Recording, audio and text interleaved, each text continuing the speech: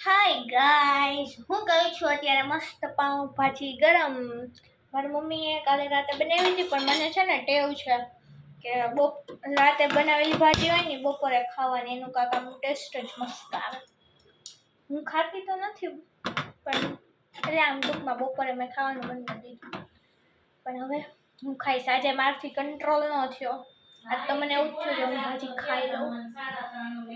Ignore, sorry.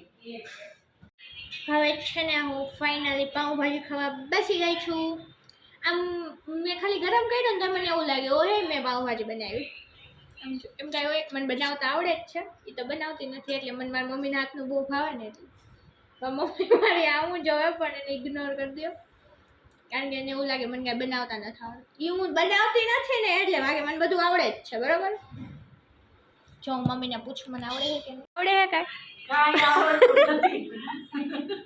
મારી value નથી કાઢવાની. કોઈથી ચાય નથી બનાવતા આવડતું એટલે હું પાવભાજી બનાવતા આવડે નો, કારણ કે મને આવડે છે હાચેકા, પણ હું બનાવતી નથી. મને એવું થાય મારા મમ્મીના હાથનું ખાઉં. તો કાલે આપણે ટ્રાય કરશું એને બનાવવા આપશું. આવડે છે કે ના, કાલ મારે બહુ કામ છે હાચેકા, નતર તો બનાવી દે.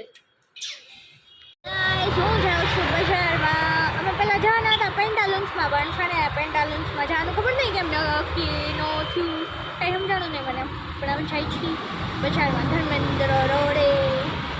હવે તહેવાર આવે છે ને તો અમારી શોપિંગ ચાલુ થઈ ગઈ છે કરવાની. જન્માષ્ટમી આવે છે ને એટલે અમે આવ્યા હતા બજારમાં. આજે અમે કાંઈ લીધું નથી, પણ ખાલી નાસ્તો જ લીધો ખાવા હતું.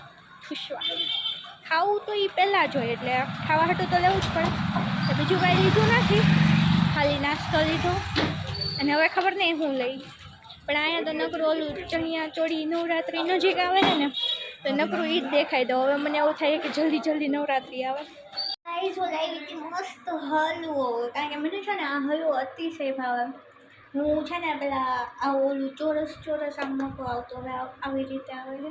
મને હલવો બહુ ભાવે, હવે હું ખાઈશ. મને અને હું જ્યાંનો આમ નાસ્તો લઉં છું ને મને એ અંકલનો જે કાં હલવો ભાવે, મને આમ બહુ જ ભાવે. હું ખાઈને ટેસ્ટ કરીને બતાવું કેવું છે.